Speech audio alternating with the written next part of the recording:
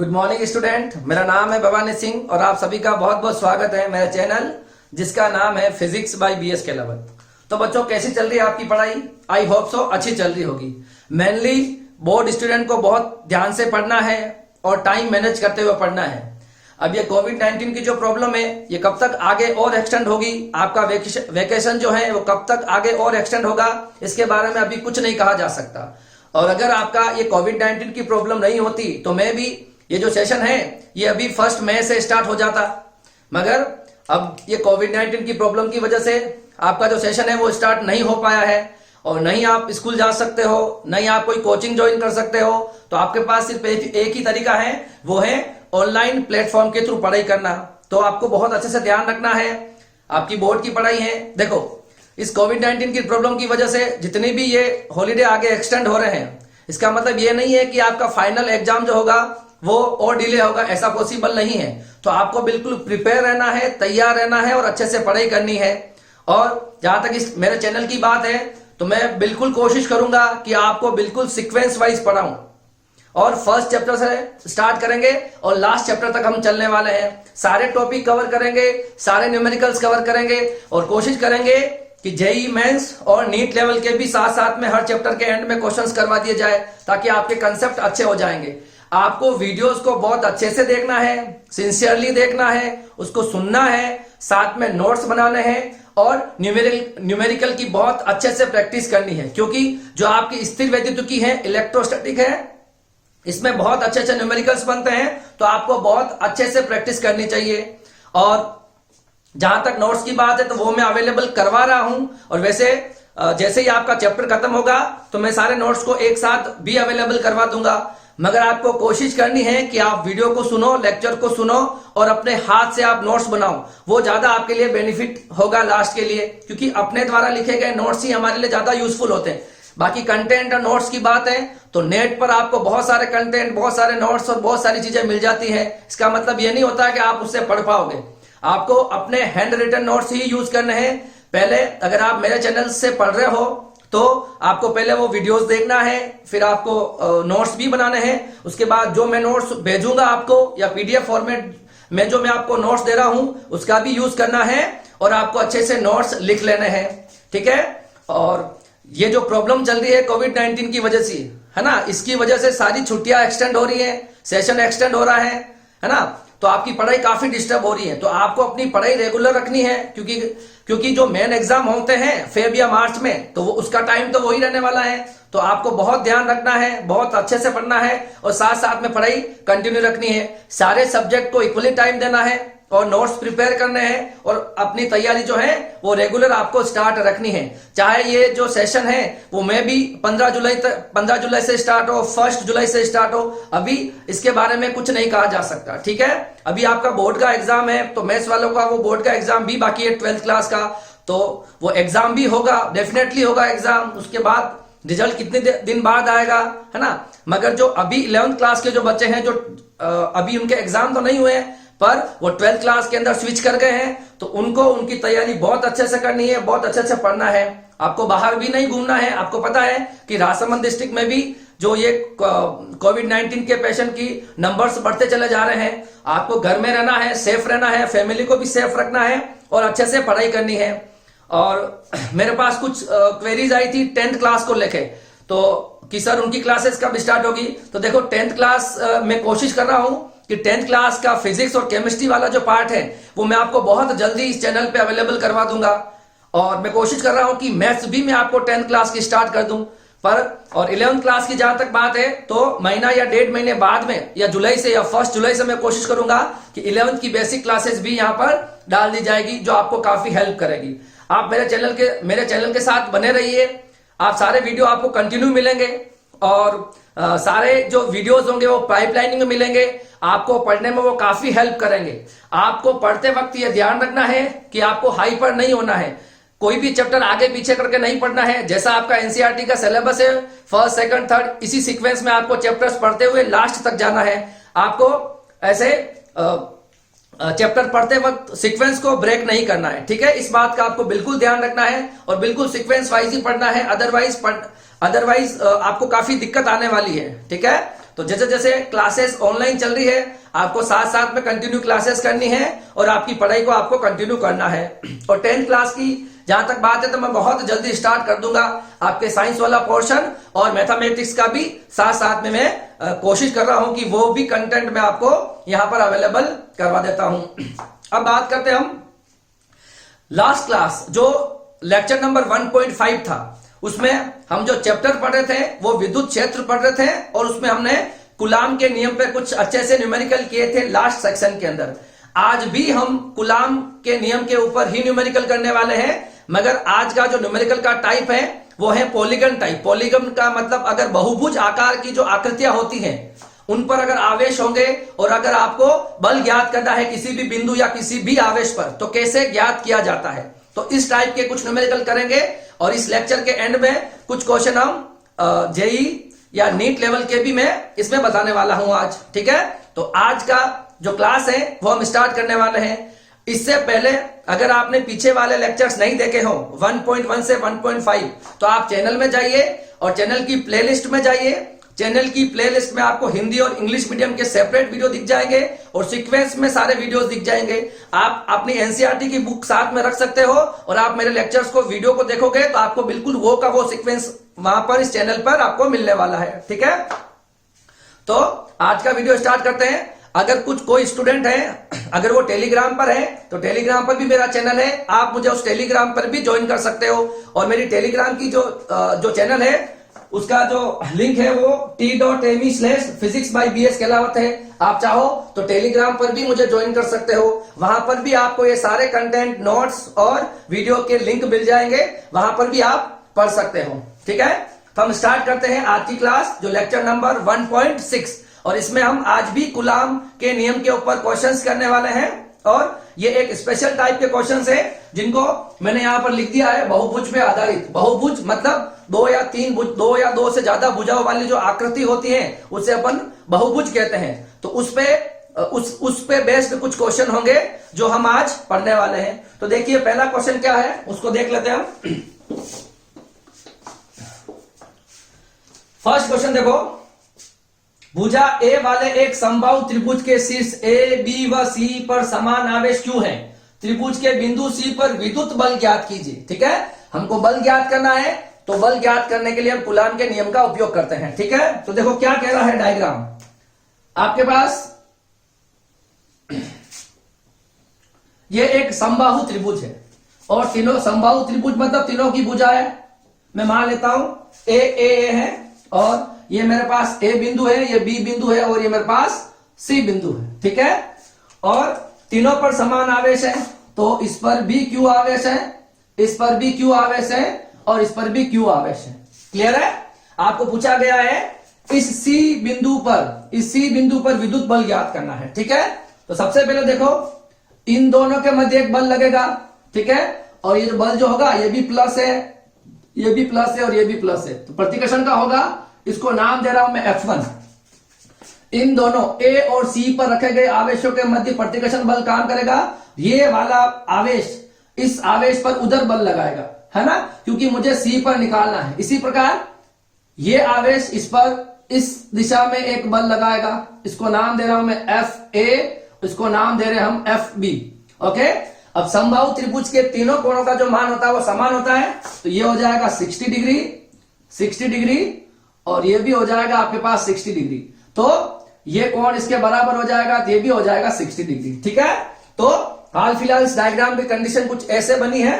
ठीक है, तो मैंने ये FA और FB ये दो बल आपको इस तरह से मिल जाते हैं। ठीक है, तो मेरे को क्या मिल गया है, एक आपको FA मिल गया है, एक आपको FB मिल गया है, इस पर ये C बिंदु पर। ठीक है, अब मुझे इन दोनों बलों का परिणाम ही चाहिए, है ना। तो अगर आपने वेक्टर के बारे में थोड़ा बहुत भी अगर आपको नॉलेज हो और अगर वहां आपने लॉ ऑफ पैरेललोग्राम पढ़ा हो, मतलब समबाहु त्रिभुज, है ना, सदिशों का समबाहु त्रिभुज का नियम पढ़ा हो, तो उसमें अगर दो भुजाओं को अगर मैं किसी समबाहु त्रिभुज से निरूपित कर सकता हूं तो उसका परिणामी जो होता है वो बीच में ऐसा मान लेते हैं, और ये जो कोण दे रखा है ये आपको ऑब्वियसली 60 दे रखा है। तो आपको पता है कि इस F निकालने का तरीका आपके पास क्या हो जाएगा, है ना, अगर आपके पास एफ ए और एफ बी बल है सी बिंदु पर, तो इस परिणामी बल का मान क्या कैसे ज्ञात करेंगे अपन? F A square F B square 2fa F B cos theta, ये फॉर्मूला यूज होगा। ठीक है, तो सबसे पहले हम बात करेंगे एफ ए कैसे निकालेंगे। देखो, तो एफ ए की वैल्यू क्या होगी? तो इन दोनों के मध्य, है ना, एफ ए क्या होगा? ए और बी, ए और सी पर रखे गए आवेशों के मध्य बल। ठीक है, तो ये हो जाएगा 1/4 pi epsilon naught Q1 Q2 upon R square. तो एफ ए की ओवरऑल वैल्यू क्या होगी? 1/4 pi epsilon naught Q square और आर स्क्वायर। फाइन। इसी तरह से आपको निकालना है एफ बी, तो एफ बी की वैल्यू भी क्या हो जाएगी? 1/4 pi epsilon naught Q square upon R square. F B की वैल्यू भी यही हो जाएगी ना, क्योंकि इस पर भी आवेश क्यू है, इस पर भी आवेश क्यू है, और दूरी जो है वो ए है। ठीक है, तो दूरी के लिए हम ए यूज करेंगे, तो आर स्क्वायर की जगह आपको ए दे रखा है तो ए लिख लेते हैं। फाइन, ये आपका एफ ए और एफ बी हो जाएगा। तो हम यहां पे क्या ले लेंगे? एफ ए एफ बी दोनों क्या हो जाएंगे आपके पास? इक्वल हो जाएंगे। ठीक है, तो अब ये वैल्यू हम यहां पर रखने वाले हैं। और थीटा की वैल्यू क्या है? देखिए, थीटा यहां पर जो थीटा होता है वो किसके बीच में होता है? एफ ए और एफ बी के बीच में। तो थीटा की वैल्यू आपके पास कितनी होगी? 60 होगी। ठीक है, ये वैल्यूज यहां पे रखनी है, आपका आंसर आपको मिल जाएगा। ठीक है, देखो, तो एफ नेट कैसे निकालेंगे? Under root F A square, F A F B को हम एफ ले लें, चलेगा? तो यहां कर देंगे अपन एफ स्क्वायर, एफ बी की वैल्यू भी F square 2f cos theta. ठीक है, फाइन। एफ ए और एफ बी को मैंने एफ मान लिया क्योंकि दोनों बराबर है। Fine, okay. अब देखो, आगे इसको कंटिन्यू करते हैं हम।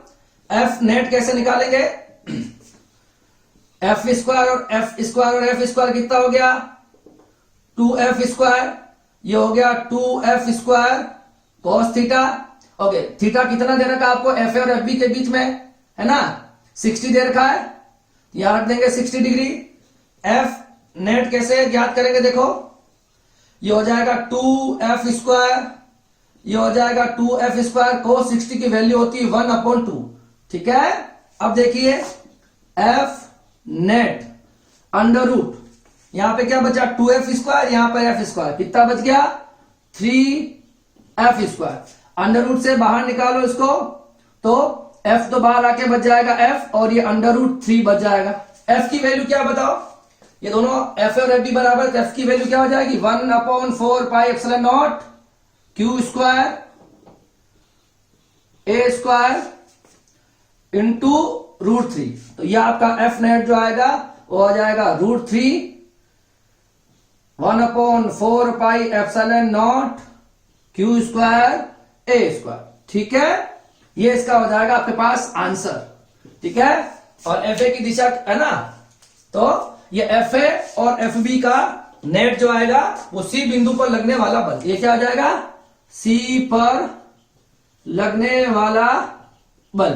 क्लियर है? बहुत अच्छा सा न्यूमेरिकल है, तो इजी न्यूमेरिकल है बिल्कुल। ये आपको एक समबाहु त्रिभुज दे रखा है। समबाहु त्रिभुज की तीनों भुजाएं बराबर होती है, मैंने ए मान लिया है। तीनों कोण बराबर होते हैं, मैंने 60 मान लिया है। ठीक है, तो आपको सी बिंदु पर आपको नेट बल निकालना है। तो ये आवेश इस पर एफ ए बल लगाएगा, ये आवेश इस पर एफ बी बल लगाएगा, तो ये एफ ए और एफ बी हो जाएगा, दोनों के बीच का कोण 60 हो जाएगा। अगर आपको दो सदिश दे रखे हो, है ना, तो समबाहु जो त्रिभुज का जो नियम है, law of parallelogram in vector, है ना, तो उसका सॉल्यूशन क्या हो जाएगा? इस एफ निकालने का, परिणामी निकालने का। तो परिणामी बल निकालने का फॉर्मूला हो जाएगा F A square F B square 2f F B. तो सबसे पहले अपन एफ ए निकाल लेंगे, फिर हम एफ बी निकाल लेंगे, और दोनों बराबर है, फिर इस फॉर्मूले में ये वैल्यूज रख देंगे, और ये हमारे पास इसका आंसर आ जाएगा। ठीक है, इसको आप कॉपी कर लो, फिर हम करते हैं नेक्स्ट न्यूमेरिकल। देखिए, न्यूमेरिकल नंबर सेकंड क्या कह रहा है? माना ए भुजा वाले वर्ग के शीर्षों पर आवेश चित्रानुसार है। तो ये एक ए भुजा वाला एक वर्ग दे रखा है, और इन सब पर आवेश ये दे रखे प्लस क्यू माइनस क्यू और प्लस क्यू। ठीक है, वर्ग के शीर्ष सी पर कुल बल ज्ञात करो। इस सी बिंदु पर आपको क्या करना है? कुल बल ज्ञात करना है। सबसे पहले हमको डायग्राम से जाके देखना है कि उस पर कौन कौन से बल कार्य कर रहे हैं। देखिए इन दोनों आवेश, इस पर नेट बल निकालना है आपको, ठीक है। इन दोनों आवेशों के मध्य आकर्षण बल लग रहा है जिसको मैं नाम दे रहा हूं F, C पे लग रहा है और B लगा रहा है, फाइन। इन दोनों आवेशों के मध्य भी प्लस माइनस की वजह से आकर्षण वाला बल लग रहा है, इसको नाम दे रहे हैं हम F, C पे लग रहा है, कौन लगा रहा है D। और इन दोनों के मध्य भी आकर्षण का बल लग रहा है, किस पे लग रहा है, C पर, कौन लगा रहा है, A लगा रहा है। ये तीन बल इसी बिंदु पर कार्य कर रहे हैं, तीनों के मान निकालने हैं, इसको सॉल्व करना है, ठीक है। तो सबसे पहले हम देखिए सॉल्यूशन में क्या करेंगे। सबसे पहले देखो कूलाम का नियम आपको पता है, दो आवेशों के मध्य बल जो है वो कूलाम के नियम से निकाला जाता है। यहां पर अभी आप प्लस माइनस आपको यूज नहीं करना है क्योंकि हम बल की जो है वो दिशा मेंशन कर चुके हैं, ठीक है। तो सबसे पहले हम मान निकालते हैं, देखो B एवं C पर रखे आवेशों के मध्य बल, ठीक है, मतलब B और C के मध्य आवेशों के मध्य लगने वाला बल। देखो तो FCB क्या होता है, K 1/4 Q1 Q2 upon R square मतलब A स्क्वायर, ठीक है। ये हो जाएगा आपके पास FCB। इसी प्रकार आप FCD भी निकाल सकते हो, तो FCD भी क्या हो जाएगा, K Q1 Q2 upon A square, ये Q है ना,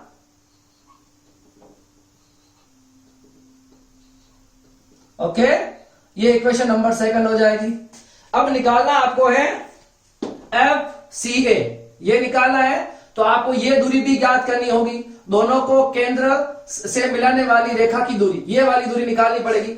अगर आपके पास ये A है और ये A है तो ये वाली दूरी कितनी हो जाएगी बताओ, A स्क्वायर ये हो जाएगी √2A स्क्वायर और ये हो जाएगा आपके पास AC स्क्वायर, ठीक है। तो आपके पास AC की वैल्यू क्या आ जाएगी, तो AC की वैल्यू मेरे पास आ जाएगी √2 और A आ जाएगा बाहर, ठीक है, कोई दिक्कत नहीं है। तो आपके पास AC की वैल्यू कितनी आ गई, √2A, ठीक है। तो हमको निकालना है FCA। तो FCA क्या हो जाएगा, K Q1 Q2 upon R square.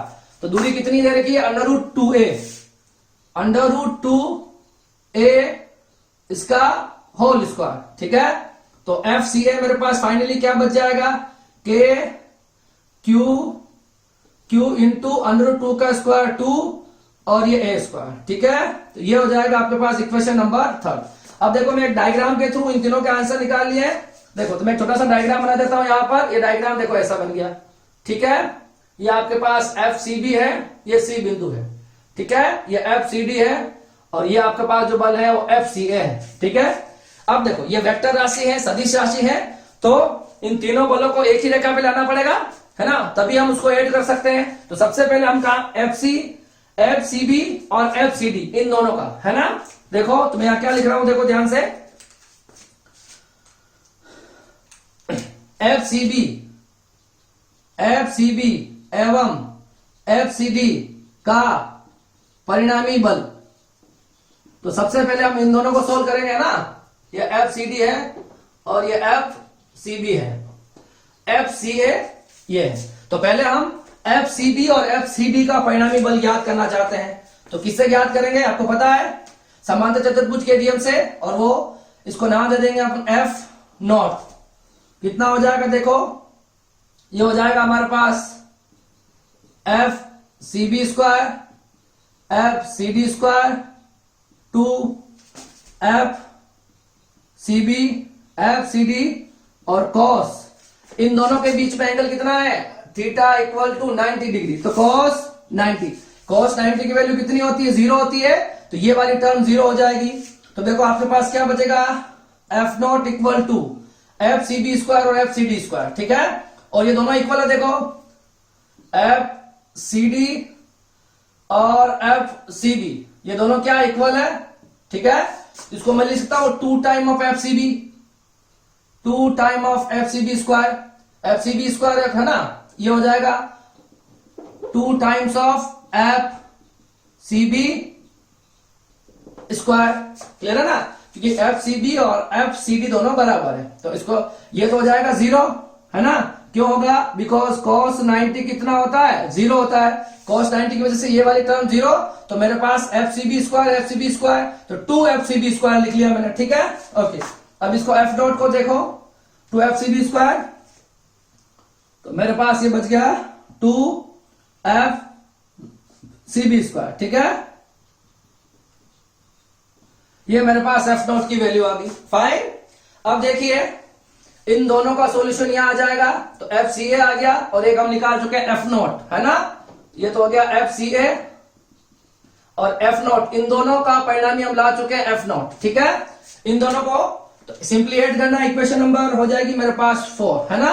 तो C पर परिणामी बल क्या निकाल रहा हूं मैं? C पर परिणामी बल, इन दोनों को ऐड कर लेंगे ना। FCB और FCD का नेट भी इधर आ चुका है और FCA ऑलरेडी इधर है, तो इन दोनों को ऐड करना है सिंपली, है ना। तो F नेट जो होगा वो F नेट क्या हो जाएगा?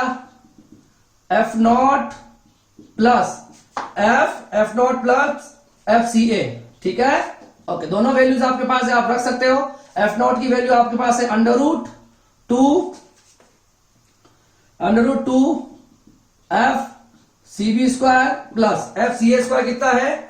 K Q इंटू Q, तो Q square upon 2A square, ठीक है। F नेट इसकी वैल्यू भी रखते हैं √, ठीक है। √, इसमें देखो FCB तो बाहर आ जाएगा, √2 अंदर रह जाएगा और ये KQ square upon 2A square, ठीक है। F नेट देखिए, FCB की वैल्यू क्या पड़ी हुई है? KQ square A square √2 plus KQ square 2A square. क्या कॉमन आ रहा देखिए, F नेट निकालने के लिए मेरे पास कॉमन जो आ रहा है वो आ रहा है KQ स्क्वायर और A स्क्वायर √2 अपॉन 1 प्लस 2, और ये हो जाएगा आपके पास का प्रॉपर आंसर। आप चाहो तो इस K की वैल्यू को, आप चाहो तो K की वैल्यू को लिख सकते हो, ठीक है। आप चाहो तो F नेट के लिए क्या कर सकते हो?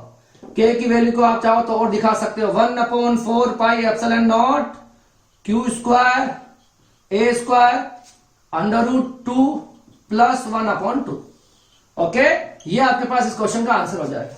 बहुत ही इजी क्वेश्चन था। एक वर्ग दे रखा है, वर्ग की चारों भुजा समान होती है और चारों भुजाओं पर आवेश इस प्रकार से दे रखे हैं, और आपको C पर कुल बल पूछा है, तो हमको इन दोनों के मध्य लगने वाला बल FCD, इन दोनों के मध्य लगने वाला FCB और इसके और इसके मध्य लगने वाला FCA, ठीक है। ये निकाल लेंगे, FCB, FCD और FCA तीनों निकाल लिया। उसके बाद आप FCB और FCD का परिणामी निकालोगे F नॉट, है ना।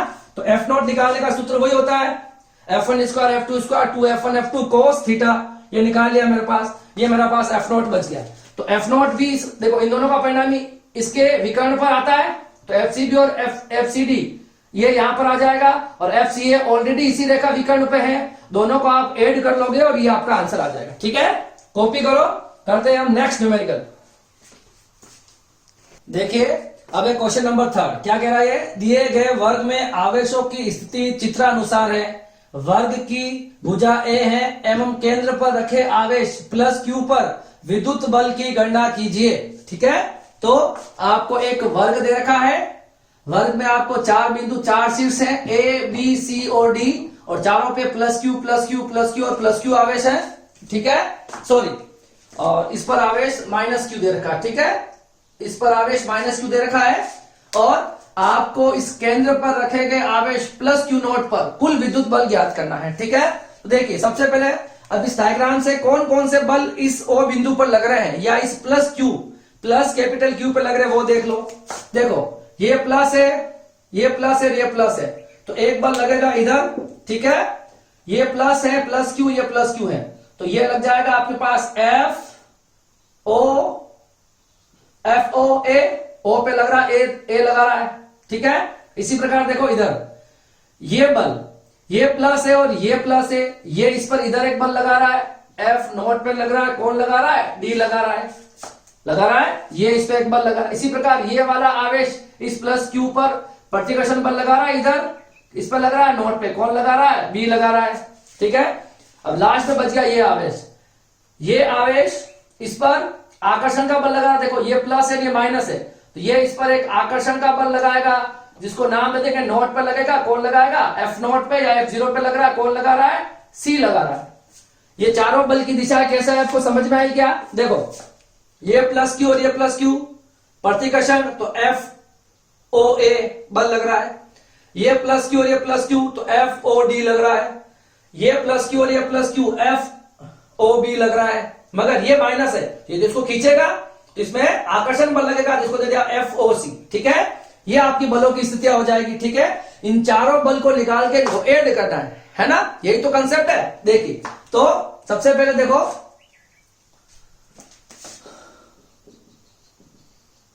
सबसे पहले हम निकालते हैं FOD। ठीक है, चलो एक काम और कर लेते हैं। आपको FOD के लिए ये दूरी की आवश्यकता होगी, मानते हो इस बात को? मतलब FOD के लिए ये वाली और FOB के लिए ये वाली भुजा है, तो इस वाली भुजा का मान कितना है देखो, तो इधर निकाल लेते हैं। देखो इस तरह से ये आपके पास A है और ये आपके पास A है, ये पूरा कितना हो जाएगा? अंडर रूट 2A स्क्वायर, ये हो जाएगा √2 इंटू A। ठीक है, यही होगा ना, √2A। ओके, अब देखिए ये पूरी की पूरी भुजा जो है ना, तो आपको यहां मैं लिख रहा हूं, देखो आपके पास AC भुजा जो है वो है √2 इंटू A। ठीक है, तो इसकी हाफ या आधी कितनी हो जाएगी?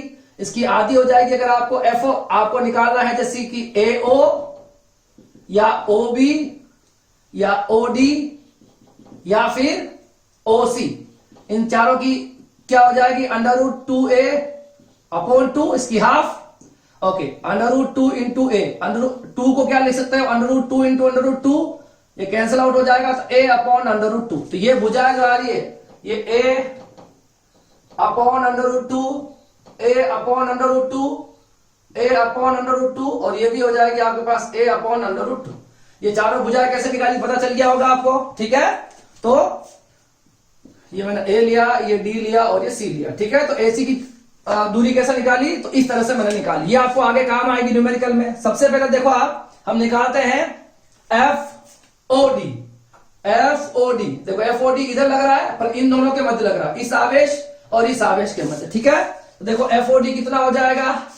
K Q1 Q2 upon R square, तो डिस्टेंस तो ये रही, तो A अपॉन √2 का होल स्क्वायर, ये हो जाएगा K Q स्क्वायर, ये हो जाएगा A स्क्वायर, और ये √2 का स्क्वायर हो जाएगा 2, और ये 2 ऊपर चला जाएगा। ठीक है, ओके। अब देखिए FOD के बाद इन दोनों के मध्य बल निकालते हैं, जो है आपका FOB, ये O बिंदु ये B बिंदु, तो FOB। ठीक है, तो FOB तो Q upon A √ whole square, ये बच जाएगा K Q square 2A square. ये फर्स्ट इक्वेशन, ये सेकंड इक्वेशन। ठीक है, अब चलते हैं हम आगे। अब निकालते हैं FOA। ठीक है, FOA इन दोनों के मध्य लगने वाला बल सेम ही लगेगा, तो K Q square 2 upon A square. इसी तरह से आप देखो FOC, इन दोनों के मध्य लगने वाला बल FOC, ये भी ऐसे ही लगेगा, तो FOC भी कितना हो गया? K Q square 2 upon A square. ये इक्वेशन नंबर 4, चारों इक्वेशन सेम है। अब देखो इस डायग्राम की कंडीशन देखते हैं, डायग्राम कैसा बना। ये डायग्राम देखो ऐसा बना है, इस तरह से कुछ, ये लग गया आपके पास FOD, ये लग गया FOB, ये FOA और ये FOC। आपको दिख रहा होगा कि देखो अब क्या हो जाएगा, FOD एवं FOB बराबर एवं विपरीत दिशा में है, विपरीत दिशा में है, तो यह निरस्त हो जाएंगे। ठीक है, ये दोनों कैंसिल आउट हो जाएंगे। FOD देखो ये दोनों, एक इधर लग रहा है एक इधर लग रहा है, नेट प्रभाव 0। ठीक है, ये वाला बल और ये वाला बल तो हो जाएगा कैंसिल। अब आपके पास दो ही बल बचते हैं, है ना, हमारे पास सिर्फ दो ही बल बचते हैं, ये और ये, है ना।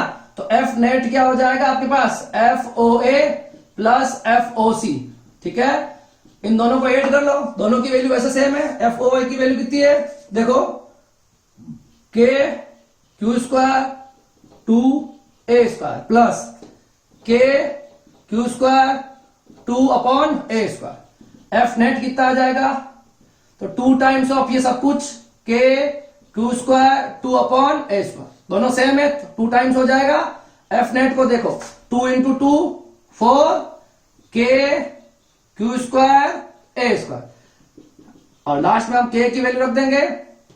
एफ नेट 4 के की वैल्यू 1/4 पाई एप्सिलॉन नॉट, ठीक है, ये क्यू स्क्वायर अपॉन a²। ये आपके पास हो जाएगा एफ नेट, है ना, ये हो जाएगा आपके पास आंसर, ये हो जाएगा हमारे पास आंसर। क्या हो जाएगा, केंद्र ओ पर या क्यू नॉट पर, केंद्र ओ पर या क्यू नॉट पर लगने वाला कुल बल, ठीक है। आपको एक वर्ग दे रखा, वर्ग की भुजा ए देखिए, चारों पे आवेश दे रखे हैं, plus Q minus Q plus Q. O पे पूछा गया तो इन दोनों के मध्य बल ये रहा, इन दोनों के मध्य बल ये रहा, इन दोनों के मध्य भी ये रहा और इन दोनों के मध्य भी ये रहा। ये दोनों कैंसिल हो जाएंगे, ये दोनों ऐड करना है। चारों के वैल्यू लिख लो और इसको दो तो निरस्त हो जाएंगे, एफ ओ डी और एफ ओ बी, है ना, और दोनों एक ही दिशा में कौन सा लग रहा है, एफ ओ ए और एफ ओ सी, तो दोनों को ऐड कर लेंगे, ठीक है। अच्छा न्यूमेरिकल है, ठीक है, बोर्ड के हिसाब से ये न्यूमेरिकल काफी इंपॉर्टेंट रहते हैं, ठीक है, तो आपको पता होना चाहिए। देखो आपको बहुत ध्यान रखना है, कभी चारों पे प्लस दे रखा होता है, कभी एक पे माइनस, तो आपको बहुत ध्यान रखना है कि आकर्षण है या प्रतिकर्षण है, ठीक है, फाइन। इसको कॉपी कर लीजिए, हम करते हैं नेक्स्ट न्यूमेरिकल। देखो न्यूमेरिकल नंबर 4 क्या कह रहा है, दिए गए चित्र में केंद्र पर बल ज्ञात कीजिए। आपको ये चित्र दे रखा है, मतलब एक वर्ग दे रखा है, और वर्ग की चारों भुजाएं समान होती है, ये चारों भुजाएं समान लिख दी मैंने, और चारों पर plus Q plus Q plus Q और प्लस क्यू आवेश दे रखा है। आपको पूछा गया है कि केंद्र पर अगर प्लस क्यू रखा गया है, इस पर नेट बल कितना होगा। तो देखो आप डायग्राम से कैसे सोल्व करोगे, ये प्लस और ये प्लस, तो मैं इसको अभी एफ ए लग रहा है इधर, प्रतिकर्षण प्लस क्यू और प्लस क्यू के बीच में। इसी तरह से देखो ये प्लस और ये प्लस प्रतिकर्षित होंगे, तो ये लग जाएगा एफ सी इधर। इसी प्रकार से ये प्लस क्यू और ये प्लस क्यू ये भी करेंगे प्रतिकर्षित, ये लगेगा एफ बी। ये प्लस क्यू और ये प्लस क्यू ये इधर, तो ये लग रहा है एफ डी।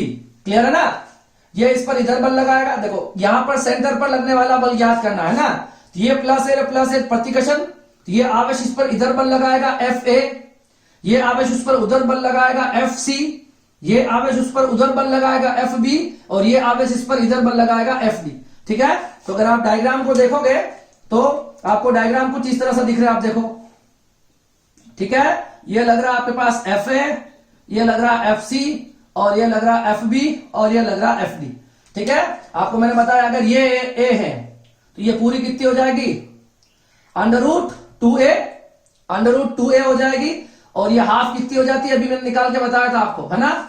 तो ये वाली भुजा कितनी हो जाएगी, a/√2, यही होती है ना, a/√2। ये भुजा a/√2, ये भी हो जाएगी a/√2, ये वाली भी हो जाएगी a/√2, और ये वाली भी हो जाएगी a/√2, ठीक है। ये चारों यहां से यहां तक वाली भुजाएं हैं, ठीक है, जो मैंने यहां पे लिखी है, देखो, है ना। अभी जस्ट पीछे वाले क्वेश्चन में हमने करके दिखाया, निकाल के बताया मैंने आपको, ठीक है।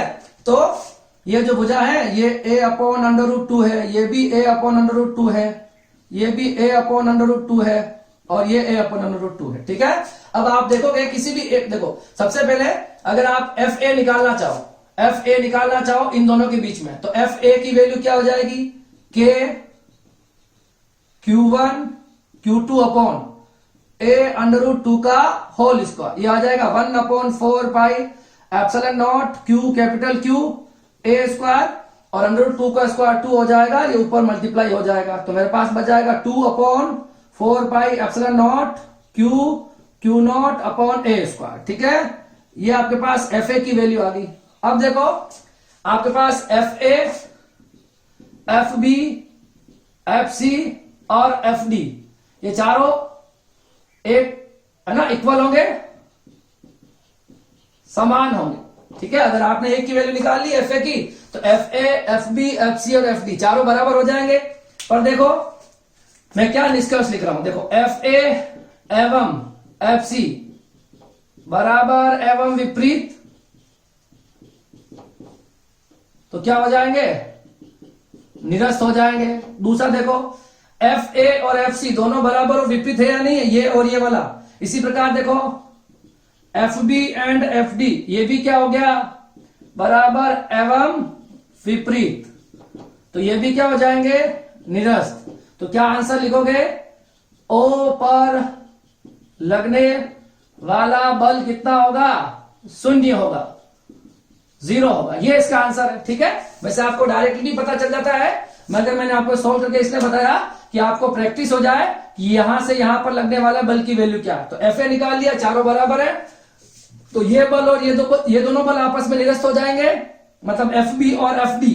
इसी प्रकार एफ ए और एफ सी भी निरस्त हो जाएंगे, और नेट लगने वाला बल कितना आ जाएगा, 0। इसी प्रकार देखो, अगर आपको कोई भी सममित आकार, मतलब सिमेट्रिकल आकार का कोई भी अगर आपको डायग्राम दे रखा हो, है ना, तो उसमें हमेशा 0 होगा। जैसे कि क्वेश्चन नंबर मैं 5 लेता हूं, क्वेश्चन नंबर 5 अगर मैं आपको ऐसा दे दूं, ठीक है, ये प्लस क्यू है, ये प्लस क्यू है, ये प्लस क्यू है, केंद्र पर रखा गया प्लस क्यू नॉट आवेश है, ठीक है। तो मैं आपसे पूछ लूं कि इस O बिंदु पर O पर, तो इस पे भी कितना हो जाएगा, ये इस पे इधर लगाएगा, ये इस पे इधर लगाएगा, ये इस पे इधर लगाएगा, नेट बल कितना हो जाएगा, इस पे नेट कितना हो जाएगा, नेट F कितना हो जाएगा, 0 हो जाएगा। कितना हो जाएगा, 0 हो जाएगा। क्लियर है। इसी प्रकार देखो, अगर आपको कोई और शेप दे रखी हो, ऐसा है,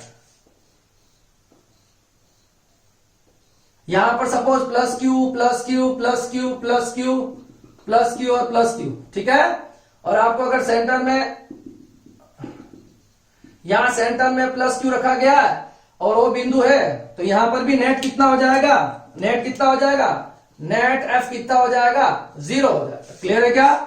तो अगर आपको ऐसी सिमेट्रिकल आकार दे रखा हो, ध्यान ये रखना है कि सब पर एक समान आवेश होने चाहिए, प्लस क्यू और प्लस क्यू। इसी प्रकार देखो, सब पर यहाँ पे प्लस क्यू है ना। अगर इस तरह से आपको सिमेट्रिकल आकार का कोई डायग्राम दे रखा हो और वहां पर अगर आपको केंद्र पर अगर आपको नेट बल पूछता है, तो कितना होता है, हमेशा 0 होता है। ठीक है, कितना, जैसे कि ये डायग्राम है, तो ये क्वेश्चन को इस तरह से आता है, तो हम ये लिख सकते हैं, डायरेक्टली भी लिख सकते हो, F A F B F C और एफ डी चारों बराबर है, जिसमें एफ ए और एफ सी बराबर विपरीत। इसी प्रकार एफ बी और एफ डी बराबर और विपरीत, तो निरस्त हो जाएंगे, तो नेट सेंटर पे 0 आएगा। इस तरह का डायग्राम हो, इस तरह का डायग्राम हो, किसी भी प्रकार का बहुभुज आकार का कोई भी डायग्राम दे रखा हो, और अगर उसमें जो आवेशों का वितरण है वो सममित वितरण है, मतलब हर एक शीर्ष पर एक समान आवेश है, और केंद्र पर पूछे तो सर यहाँ पर क्या आवेश होगा, यहाँ पर चाहे प्लस दे रखा हो चाहे माइनस दे रखा हो, उससे कोई मतलब नहीं, नेट 0 होगा, है ना। आपको ध्यान ये रखना है कि इनके शीर्षों पर दिए गए मान की प्रकृति एक जैसी होनी चाहिए, या तो प्लस होने चाहिए या माइनस होने चाहिए। ठीक है, किसी भी प्रकार का डायग्राम है, ठीक है, नेट सेंटर पे हमेशा कितना आएगा, 0 आएगा, चाहे यहां पर प्लस क्यू रखा हो चाहे यहां माइनस क्यू। जैसे इस डायग्राम में यहां माइनस क्यू होता है, कोई फर्क नहीं पड़ता, इन बलों की ये इधर लग जाता, ये इधर लग जाता, ये इधर लगता, ये इधर लगता, फिर भी चारों कैंसिल तो होते ही ना। तो इस तरह के क्वेश्चन को इस तरह से करना चाहिए। क्लियर है। तो ये बहुभुज पर कुछ क्वेश्चन है। हम आगे करते हैं नेक्स्ट क्वेश्चन, ठीक है, इसको कॉपी कर लीजिए आप। देखिए, अब क्वेश्चन नंबर 5 है, ये टेक्स्ट बुक का ही क्वेश्चन है और बहुत अच्छा क्वेश्चन है।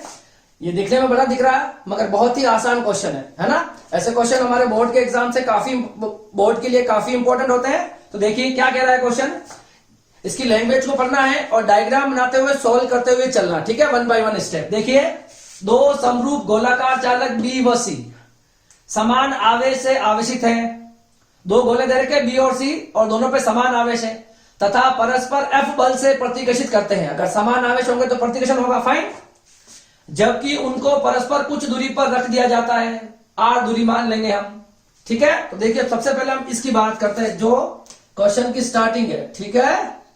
सबसे पहले आपको दो आवेश दे रखे हैं, कौन कौन से, दो आवेश हमको दे रखे हैं बी और सी, दोनों पे समान आवेश है, ठीक है। एक गोला बी है, एक गोला सी है, ठीक है, दोनों पर समान आवेश है क्यू क्यू, इनके मध्य की दूरी आर मान ले, दोनों के मध्य प्रतिकर्षण हो रहा है, ठीक है। अच्छा, ये बल निकाल सकते हो क्या आप, तो ये बल निकाल लेंगे हम, F 1/4 pi epsilon naught Q1 Q2 upon R square, ठीक है। तो हो जाएगा 1/4 pi epsilon naught Q square by R square. ठीक है, ये आपके पास जो फर्स्ट में दोनों के बीच में बल लग रहा है वो ये इतना है। ठीक है, अब आगे बढ़ते हैं हम यहां से। ठीक है, तीसरा गोलाकार चालक इनके समरूप परंतु अनावेशित है ना। तो पहली स्टेप ये होगी, स्टेप सेकंड है ना। तीसरा गोला एक्स मान लेते हैं, तीसरा गोला जो अनावेशित है। ठीक है, तो देखो तीसरा गोलाकार चालक इन्हीं के समरूप परंतु अनावेशित है। पहले यहां बी के संपर्क में लाया जाता है, तत्पश्चात सी के संपर्क में लाया जाता है, दोनों को अलग कर दिया जाता है बी तथा सी के मध्य नवीन प्रतिकर्षण। ठीक है, तीसरा गोला एक्स जो अनावेशित है बी के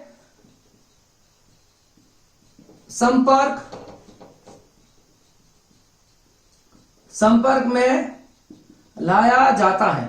ठीक है, जैसे जैसे क्वेश्चन कह रहा है वैसे वैसे हमको करना है। ठीक है, तो देखिए सबसे पहले हमने ये हमारे पास बी था है ना, और आपके पास ये आप एक गोला लेके आए जिस पर अभी कोई आवेश नहीं है। ठीक है, तो हम ले सकते हैं इस पर अभी 0 आवेश है, और इस पर कितना आवेश है स्टार्ट में, Q आवेश है। दोनों चालक है, दोनों समान आकार के, दोनों को संपर्क में लाया जाएगा।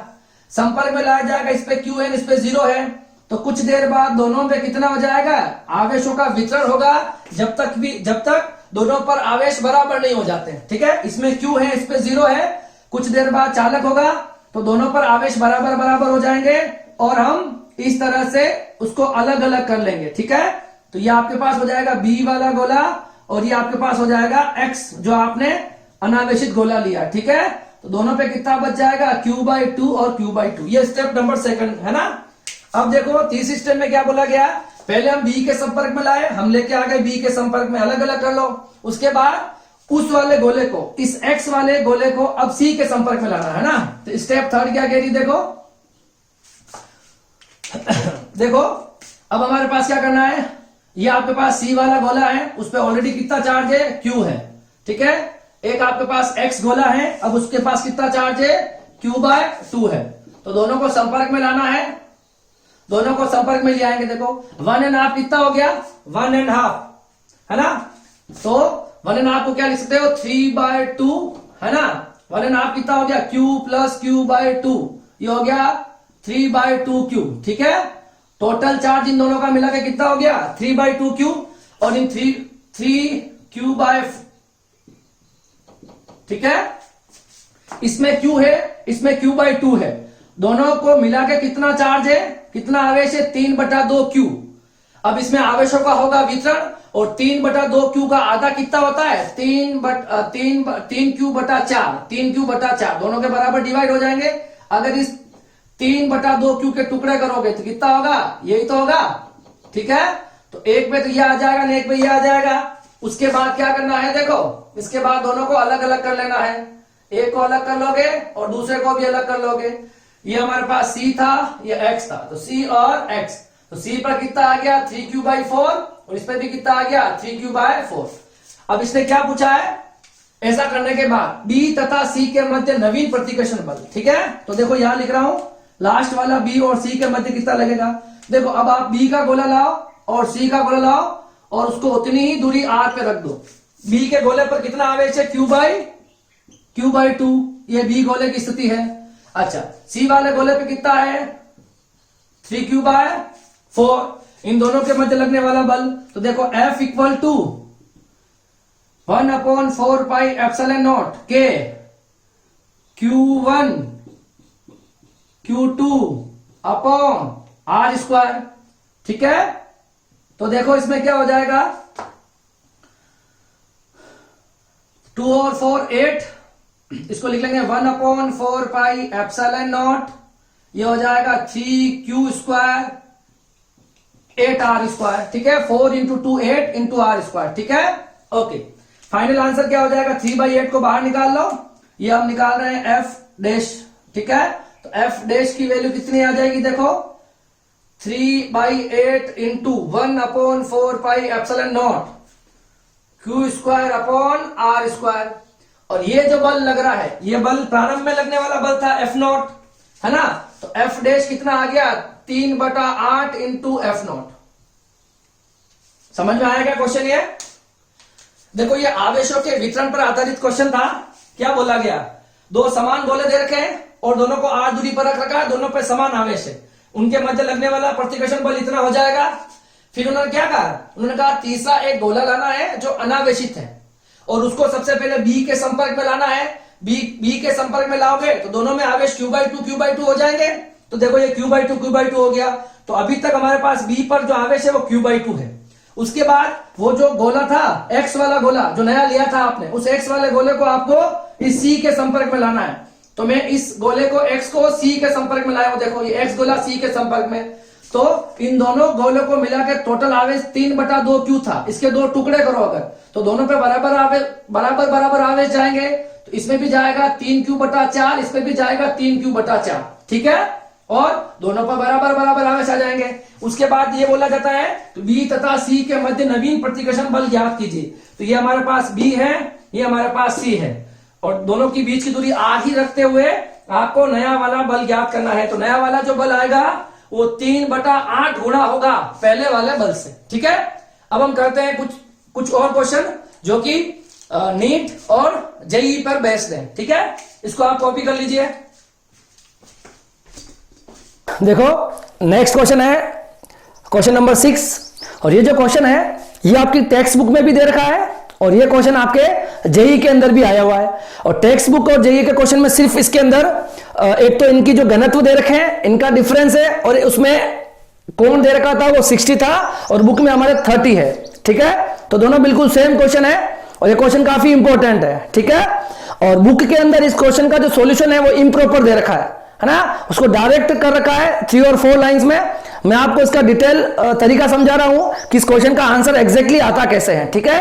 तो ये जेईई लेवल का क्वेश्चन है। तो पहले इसको हम देखते हैं क्या कह रहा है क्वेश्चन। दो एक समान आवेशित गोलों को बराबर लंबाई की डोरियों से लटकाया जाता है। डोरियां परस्पर 30 डिग्री का कोण बनाती है जब 0.8 ग्राम सेंटीमीटर क्यूब घनत्व के द्रव्य, ठीक है। तो हम यहां पे सॉल्यूशन स्टार्ट करने से पहले घनत्व लिख लेते हैं द्रव्य का 0.8 ग्राम पर सेंटीमीटर क्यूब। द्रव में लटकाया जाता है तब भी वही कोण रहता है। थीटा दे रखा आपके पास 30 डिग्री, ठीक है। यदि गोले का पदार्थ का घनत्व 1.6 है, अगर एक गोला लेंगे जिस पदार्थ का है ना उसका घनत्व दे रखा 1.6 ग्राम पर सेंटीमीटर क्यूब, ठीक है। तब द्रव्य का परावैद्युतांक, आपको द्रव्य का परावैद्युतांक निकालना है। देखो पहले दो गोले होंगे, दोनों समान आवेशित होंगे और दोनों गोले पहले निर्वात में होंगे और उन गोलों के सेटअप को ले जाके आपको द्रव्य में रखना है, ठीक है। और आपको उस द्रव्य का परावैद्युतांक निकालना है। देखो किस क्वेश्चन को कैसे करेंगे, ठीक है, ओके। और मुझे बताओ द्रव्यमान क्या होता है? m बराबर आयतन इंटू घनत्व होता है, ठीक है। तो अगर इस गोले की बात करेंगे तो गोले का आयतन है ना, तो आयतन इंटू घनत्व, ठीक है। द्रव्यमान आयतन इंटू घनत्व होता है। गोले का द्रव्यमान m जो होगा वो उसका आयतन इंटू घनत्व हो जाएगा, ठीक है। ये मेरे पास कुछ इंफॉर्मेशन थी, मैंने लिख दी है। अब क्वेश्चन करते हैं हम। देखिए क्वेश्चन क्या कह रहा है कि अगर आपको दो गोले दे रखे हैं, दोनों समान आवेशित है, दोनों समान है और इस तरह के इसको हमने लटका रखा है, ठीक है। दोनों पर समान आवेश होंगे तो दोनों में प्रतिकर्षण होगा और इस तरह से कुछ हो जाएगा, ठीक है, ओके। अगर ये डोरी है, ये धागा है और इस पे हमने गोला लटका लगा तो इसमें एक तनाव बल उत्पन्न होगा T। ये डोरी पर एक गोला लटका रखा है तो इसमें एक तनाव बल T उत्पन्न होगा और हम मान लेते हैं कि एंगल आपको दे रखा 30 डिग्री है ना, तो दोनों में हो जाएगा 15-15। मैं थीटा ले लिया मैंने 15 डिग्री, ठीक है। अब देखिए अगर ये T है और ये T है और ये थीटा हो जाएगा, ये T है और ये थीटा है, तो ये कितना हो जाएगा T cos थीटा और ये कितना हो जाएगा T sin थीटा, ठीक है। अच्छा, इस गोले का द्रव्यमान अगर m है तो नीचे एक बल लगेगा W बराबर mg की, बाहर लगेगा नीचे। ये गोला भी प्लस है, ये गोला भी प्लस है, दोनों में प्रतिकर्षण होगा और वो हो जाएगा F, ठीक है, F नॉट। क्या लिख दिया मैंने? ये काम सब हम निर्वात में कर रहे हैं अभी, ठीक है। अब देखिए आपको समझ में आ गया होगा, ये आपके पास कुचालक दो डोरियां हैं, दो चालक गोले हैं, दोनों आपस में प्रतिकर्षित होंगे, एक इधर बल लगेगा, इस टी के दो घटक बनाएंगे एक ऊर्ध्वाधर घटक, एक क्षैतिज घटक, टी कॉस थीटा और टी साइन थीटा, और इस गोले का नीचे की ओर एक बार लगेगा। अब इसका हम संतुलन करेंगे। संतुलन में देखो इधर कौन सा बल लग रहा है, बताओ इधर कौन सा बल लग रहा है, इधर लग रहा है टी साइन थीटा, इधर कौन सा लग रहा है एफ नॉट। समीकरण नंबर फर्स्ट, ऊपर कौन सा लग रहा है टी कॉस थीटा, नीचे कौन सा लग रहा है एम जी। ठीक है, इन दोनों को डिवाइड कर दो कि फर्स्ट और सेकंड को, फर्स्ट डिवाइड बाय सेकंड, तो क्या आ जाएगा टी से टी कैंसल, या बच जाएगा tan theta F naught upon M G. अब मुझे बताओ गोले का द्रव्यमान m है, इसका आयतन v है, ठीक है, और इसका घनत्व सिग्मा है। ठीक है, एक गोला जो दे रखा है ये गोला, इसका आयतन v है, द्रव्यमान m है और घनत्व इसका सिग्मा है। तो हम ten theta F not, m की जगह क्या रख सकते हैं बताओ, आयतन इंटू घनत्व, आयतन इंटू घनत्व, और ये g का g हो जाएगा। ये इक्वेशन नंबर हो जाएगी आपके पास थर्ड। ठीक है, अब क्या करेंगे बताओ, अब इस पूरे सेटअप को ले जाके हम द्रव्य में रख देंगे। ठीक है, तो द्रव्य में रखेंगे, उसका डायग्राम बना लेते हैं। देखो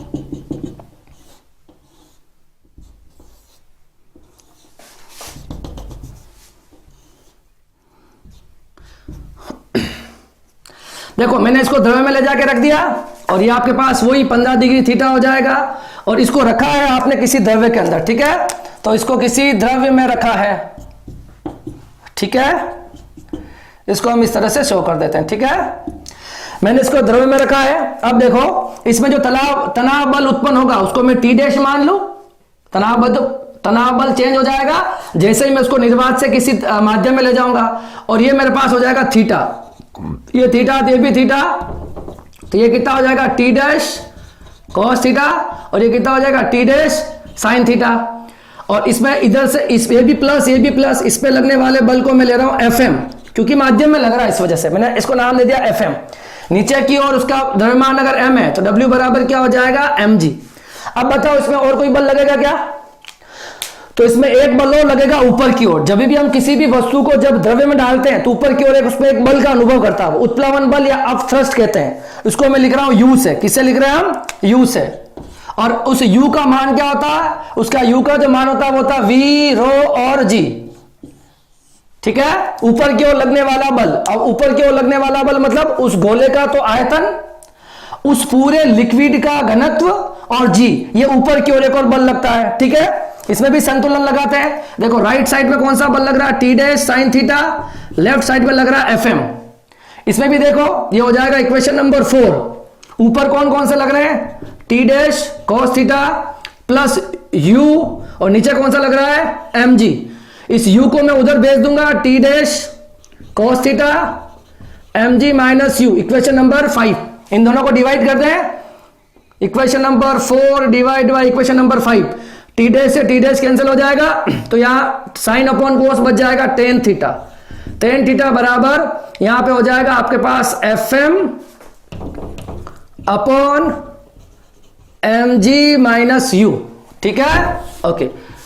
अब ये आ गया, इस टेन थीटा को देखो, tan theta F M upon M की वैल्यू कितनी बताओ, एम की वैल्यू मैंने लिखी है v sigma g minus u की वैल्यू कितनी होती है v रो g, कितनी होती है v रो g। ये हो जाएगा आपके पास इक्वेशन नंबर 6। ठीक है, अब देखो निर्वात में जो आपके पास टेन थीटा की वैल्यू आई और माध्यम में जो टेन थीटा की वैल्यू आई, उन दोनों को आप इक्वल कर दो, तो equation number 3 equal to equation number 6। Third क्या आई देखो, F naught upon v sigma g equal to F M upon v sigma g v rho g। ठीक है, एफ नॉट देखो ये v क्या कॉमन आ रहा है इसमें, इधर देखो v और सिग्मा क्या बच जाएगा, सॉरी v और g कॉमन आ रहा है, क्या बच रहा है सिग्मा माइनस रो। क्लियर है क्या, देखो तो यहां पे v से v कैंसिल, g से g कैंसिल, क्या बच गया F naught upon sigma F M upon sigma minus rho. ठीक है, तो देखिए इस एफ एम को इधर ले आएंगे, F naught upon F M, और इसको ऊपर ले जाएंगे sigma upon sigma minus rho. F naught upon F M को अपन कहते हैं एप्सिलॉन आर, अब देखिए सिग्मा की वैल्यू कितनी है हमारे पास 1.6 और सिग्मा की वैल्यू 1.6 और रो की वैल्यू कितनी है 0.8। ठीक है, तो एप्सिलॉन आर कितना आ गया 1.6 में से 0.8 गया तो 0.8 और इसको डिवाइड करेंगे। ठीक है, तो एप्सिलॉन आर की वैल्यू कितनी आ जाएगी 1। ठीक है, पॉइंट हटाएंगे तो 16/8 एप्सिलॉन आर की वैल्यू आ जाएगी 2। ठीक है, तो ये हमारे पास क्या मिल जाएगा इस माध्यम का परावैद्युतांक मिल जाएगा। ठीक है, ये इसका प्रॉपर सॉल्यूशन होता है। ठीक है, कोई डाउट नहीं होना चाहिए। पहले दोनों को आपको निर्वात में रखना है और फिर आपको माध्यम में रखना है। आपको ध्यान ये रखना है इस m की वैल्यू यहां पे क्या हो जाएगी, तो m द्रव्यमान बराबर क्या होता है आयतन इंटू घनत्व, तो गोले का आयतन और गोले का घनत्व ये रख देना है। ठीक है, m की वैल्यू। और अब जस्ट में u जो आएगा, u की जो वैल्यू होती है 11th क्लास में आप पढ़ते हो, है ना, जब अपन लिक्विड वाला चैप्टर पढ़ते हैं उसमें अपथ्रस्ट के बारे में कंप्लीट नॉलेज है ना, दे रखा है उसमें। तो u बराबर होता है v rho g। Sir v क्या है, तो गोले का आयतन। रो क्या है, तो रो जो है वो उस द्रव्य का घनत्व हो जाएगा और g की वैल्यू आपको पता है गुरुत्वीय त्वरण होता है। ठीक है, और फिर हम इसको भी सॉल्व करेंगे। इस तरह से आपको इक्वेशन नंबर 3 और इक्वेशन नंबर 6 को इक्वल रख दोगे और आपको बताया गया है कि F0/Fa मतलब निर्वात में लगने वाला बल और माध्यम में लगने वाले बल के अनुपात को अपन उस माध्यम का परावैद्युतांक कहते हैं। क्लियर है, ये एक अच्छा क्वेश्चन था और ये का ये क्वेश्चन हमारा जेई के अंदर भी आया हुआ है, सिर्फ वैल्यू चेंज थी। ठीक है, इसको कॉपी करो। हम एक जेई का एक और क्वेश्चन करते हैं। देखिए हमारे पास एक और क्वेश्चन है, ये भी जेई के अंदर आया हुआ है।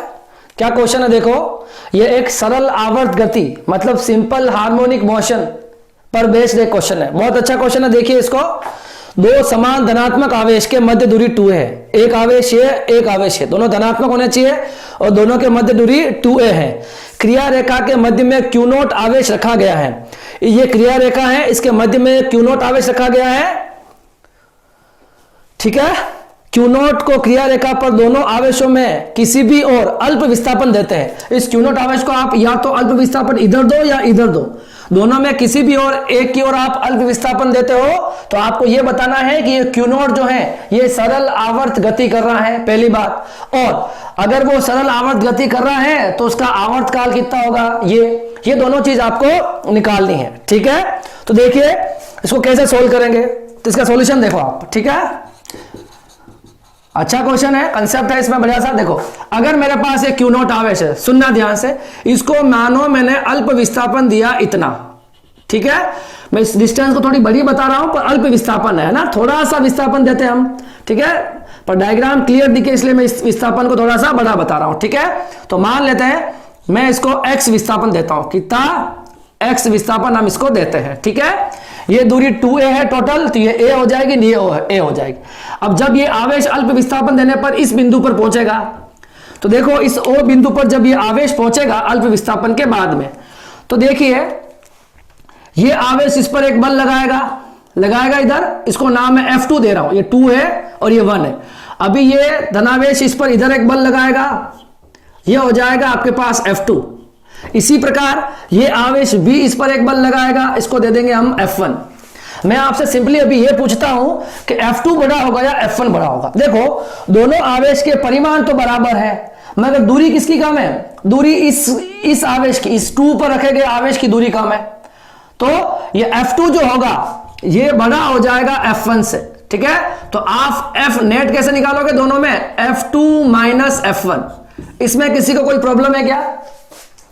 देखिए अल्प विस्थापन देने के बाद ये आवेश जो है एकांक धनावेश कह सकते हो आप, परीक्षण आवेश कह सकते हो, ये आवेश इसके पास में चला गया, इसके पास में इसके पास में चला जाएगा। तो देखिए अब ये आवेश इस पर एक बल लगाएगा इधर प्रतिकर्षण का, और ये आवेश भी इधर एक प्रतिकर्षण का लगाएगा।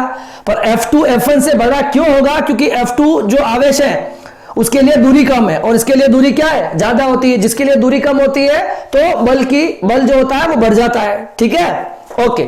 अब देखिए F2 माइनस F1, तो इस पर नेट बल, इस Q0 पर नेट बल किधर लगेगा बताओ, इस साइड लगेगा। अभी नेट बल जो लगेगा ना F2 F1 से बड़ा है, तो F2 F1 से बड़ा है तो नेट बल इस पर इधर लगेगा।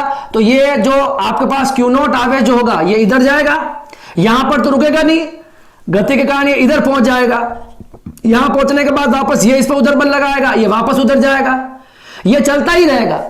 आपने अगर जड़त्व का नियम सीखा हो, अगर कोई वस्तु गति करेगी तो गति करती रहेगी। जैसे ये आवेश यहां पर, ये आवेश जब यहां था, इस पर एक बल लगा, तो ये आवेश पर बल लगा F2, तो ज्यादा F2 ग्रेटर देन F1, तो ये इधर जाएगा, और जड़त्व के कारण, गति के कारण यहां रुकेगा ही नहीं, आगे जाके रुकेगा, वापस ये आवेश पे बल लगाएगा, वापस उधर जाएगा।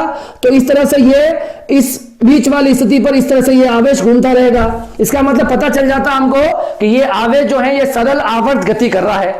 ठीक है, ये तो हो गई थ्योरेटिकल बात। अब हमको ये प्रूव भी करना है ना, कि ये सरल आवर्त गति कर रहा है और उसका आवर्त काल कितना है, ये दोनों हमको प्रूव करना है। देखिए कैसे करेंगे हम। अब देखिए सबसे पहले नेट बल जो है F क्या हो जाएगा, देखो आपके पास F equal to F2 minus F1। मुझे बता F2 कितना है, F2 लग रहा है इन दोनों के बीच में, ठीक है, इसके और इसके बीच में लग रहा है F2, लग रहा है बिल्कुल, इस Q0 और Q के बीच में। दोनों के बीच की दूरी कितनी हो जाएगी, ये टोटल दूरी है A, और ये इधर, तो ये हो जाएगी आपके पास A माइनस एक्स, ठीक है, हो जाएगी। और यहां से यहां तक की दूरी हो जाएगी A प्लस एक्स हो जाएगी, ठीक है, वो देख लेंगे। F2 में देखो K Q0 Q अपॉन दूरी कितनी है, A माइनस एक्स का होल स्क्वायर माइनस F1 देखो इसके और इसके बीच में F1 लग रहा है, इन दोनों के बीच में लग रहा है, और ये दूरी कितनी हो जाएगी, यहां तक A है और ये वाली x, तो A प्लस एक्स, तो ये हो जाएगी K Q0 Q upon A plus X का होल स्क्वायर। अब इसको सोल्व करना है, देखो तो F equal to K Q0 Q, यहां पे क्या बच गया, A upon 1 upon A minus X square, यहां क्या बच गया 1 अपॉन A प्लस एक्स का होल स्क्वायर, ठीक है। F equal to K Q0 Q। अब देखिए इस स्क्वायर को देखो, A माइनस एक्स और A प्लस एक्स कितना बच गया, A square minus X square और इसके ऊपर होल स्क्वायर। एलसीएम लेंगे, A माइनस एक्स से A माइनस कैंसिल आउट होगा, तो ये क्या बचेगा यहाँ पर A प्लस एक्स का होल स्क्वायर। ये तो समझ में आया ना, A minus B A plus B का formula A square minus B square, square का स्क्वायर। एलसीएम ले लिया, A माइनस कैंसिल हो जाएगा तो A प्लस एक्स स्क्वायर और इधर हो जाएगा A माइनस एक्स का होल स्क्वायर। क्लियर है क्या, इसमें किसी को कोई डाउट? एलसीएम लिया नॉर्मली मैंने, ठीक है। इसको आप ओपन कर दो, आप ओपन करेंगे A प्लस बी का होल स्क्वायर, तो A square B square 2AB, ये माइनस, ये होगा A माइनस बी का होल स्क्वायर, तो A square plus B square minus 2AB, तो प्लस 2AB हो जाएगा। माइनस है ना बाहर, तो अंदर वाले सिंबल साइन चेंज हो जाएंगे और ये बच जाएगा A square minus X square का होल स्क्वायर। क्या क्या कैंसिल आउट हो रहा है देखो, यहां पर A square x square A square x square, क्या बच गया हमारे पास, हमारे पास बच गया F equal to K Q Q0, यहां बच गया 2ax कितना हो गया 4ax अपॉन।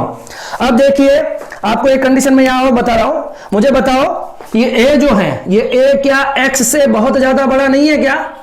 x जो था ये एक विस्थापन था, अल्प विस्थापन था, क्या था, अल्प विस्थापन था। तो आप इसको यहां पर क्या कर दोगे, नगण्य कर दोगे, क्या कर दोगे, नगण्य मान लोगे। तो A को यहां से हम नगण्य कर देंगे, x को, है ना, क्योंकि x जो है वो बहुत छोटा है, A बहुत बड़ा है, A एक बहुत बड़ी वैल्यू है, x एक अल्प विस्थापन था। तो आप x को यहां से रिमूव कर दोगे, तो यहां क्या बच जाएगा, देखो x को रिमूव कर दोगे तो A स्क्वायर का होल स्क्वायर, x को रिमूव कर दोगे यहां से तो A स्क्वायर का होल स्क्वायर, तो A की पावर 4 हो जाएगा, ठीक है। K Q Q0 4 into x और A क्यूब बचेगा। देखो ये 2 इंटू 2 4 होगा और एक A ऊपर से कैंसिल होगा तो A क्यूब बच जाएगा। तो हमारे पास बच गया देखो F equal to K Q Q0 4 A cube into X. देखो अब ये इक्वेशन जो आई है ना, इस इक्वेशन में देखो आप, अब आप मुझे बताओ कि आपका विस्थापन तो हुआ था इधर x और नेट बल लगा था आपका इधर, दोनों बराबर और विपरीत दिशा में था। ये अगर सेंटर था तो आपने विस्थापन इधर दिया, नेट बल लगा इधर, दोनों की दिशा विपरीत है, तो आप यहां लिख सकते हो F equal to minus K Q Q0 4 A cube into X. ये माइनस मैंने क्यों लिखा, समझ में आ गया होगा, क्योंकि x और f जो हैं वो दोनों विपरीत दिशाओं में है, इसलिए मैंने माइनस लगा लिया। अगर आपको याद हो तो सरल आवर्त गति का समीकरण क्या होता है, F इक्वल टू माइनस के एक्स, ठीक है। इसको मैं इक्वेशन नंबर फर्स्ट देता हूं, इसको इक्वेशन नंबर सेकंड देता हूं। तो मुझे बताओ इसमें k की वैल्यू क्या आ गई, कंपेयर कर लो आप, इसको फर्स्ट और सेकंड को कंपेयर करो। तो आपके पास a equals to k Q naught है ना, तो यहां पे इसको इस k की वैल्यू पूरी हो जाएगी, इसको कैपिटल K ले रहा हूं मैं, ठीक है, या चाहो तो कैपिटल K इंटू एक्स। तो k की कांस्टेंट की वैल्यू कितनी आ गई बताओ, कांस्टेंट की वैल्यू मेरे पास ये पूरी आ जाएगी, कितनी आ जाएगी, k Q not 4 upon A Q. ये मेरे पास उस कांस्टेंट की वैल्यू आ गई। देखिए तो ये f इक्वल टू के एक्स, इसको फॉलो कर रहा है कि नहीं कर रहा है, f इक्वल टू के एक्स, इसका मतलब ये समीकरण कैसा हो गया, ये समीकरण आपको किसका बता रहा है, सरल आवर्त गति का बता रहा है, किसका, सरल आवर्त गति का समीकरण है। ये भी प्रूव हो जाता है f इक्वल टू के एक्स। अब आपको निकालना है आवर्त काल, t इक्वल टू, है ना, आवर्त काल का फॉर्मूला क्या हो जाएगा बताओ, आवर्त काल आपके पास क्या हो जाएगा, 2 pi under root M upon K, है ना, 2 pi under root M upon capital K, ये रख देंगे हम, t बराबर 2 पाई अंडर रूट एम, के की वैल्यू क्या हो जाएगी बताओ, कैपिटल के की k Q not 4 upon A cube को ऊपर भेजोगे तो 2 पाई अपॉन ए क्यूब एम अपॉन के क्यू नॉट अपॉन 4। ये आपके पास जो है ये इसका आवर्त काल आ जाएगा, क्या आ जाएगा, आवर्त काल आ जाएगा, ठीक है। तो दोनों प्रूव होगी। देखो ये f इक्वल टू, इस पूरे को कांस्टेंट ले लो आप, f इक्वल टू के एक्स, और ये जो समीकरण आया है यही सरल आवर्त गति को बता रहा है। देखो क्या क्वेश्चन था, दो समान आवेश थे, दोनों के बीच की दूरी 2a थी, इसके सेंटर में एक आपने धनावेश Q नॉट रखा है, उस Q नॉट को आपने अल्प विस्थापन दिया x, ठीक है। उसके बाद देखना आप ये आवेश इस पर ज्यादा बल लगाएगा नहीं, इस पर कम लगा पाएगा, F2 F1, तो नेट बल F2 इधर ज्यादा लगेगा, F2 F1 है, F2 बड़ा है, तो नेट बल बड़ा लगने की वजह से ये आवेश इधर आ जाएगा, ये सेंटर में नहीं रुकेगा। आपको जड़त्व का सिद्धांत पता होना चाहिए, ठीक है। तो ये यहां पे आ जाएगा, यहां पे आने के बाद ये वापस इस पे बल लगाएगा, तो ये क्यू नॉट आवेश इसकी माध्य स्थिति पर इस तरह से घूमता रहेगा, इसी को बोलते हैं सरल आवर्त गति। और इसका समीकरण होता है F बराबर के एक्स, तो मैं यहां पे लेके आ गया F बराबर के एक्स, ठीक है। और हमने इस वैल्यू को यहां पर इसके आवर्त काल में रख दिया 2 pi under root M upon K, ठीक है। तो ये इसका आंसर हो जाएगा, ठीक है। आज की क्लास के लिए इतना ही, और नेक्स्ट क्लास जो होगी उसमें हम नया टॉपिक जो है वो स्टार्ट करेंगे। अभी तक हमने विद्युत आवेश पढ़ा है पहला टॉपिक, फिर हमने कूलाम का नियम पढ़ा है, और उस पर सारे के सारे न्यूमेरिकल्स मैंने आपको करवा दिए, टेक्स्ट बुक के भी करवा दिए, एक्स्ट्रा न्यूमेरिकल भी करवा दिए।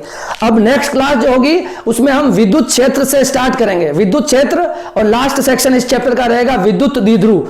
तो नेक्स्ट क्लास में हम विद्युत क्षेत्र और उसके ऊपर न्यूमेरिकल करेंगे। आज की क्लास के लिए इतना ही, थैंक यू सो मच, ठीक है। आप पढ़ते रहिए और नोट्स बनाते रहिए, कोई भी डाउट हो किसी भी न्यूमेरिकल किसी भी टॉपिक में तो आप कमेंट बॉक्स में कमेंट कर सकते हो, मैं आपको नेक्स्ट क्लास में उसका सॉल्यूशन बता दूंगा। Thank you.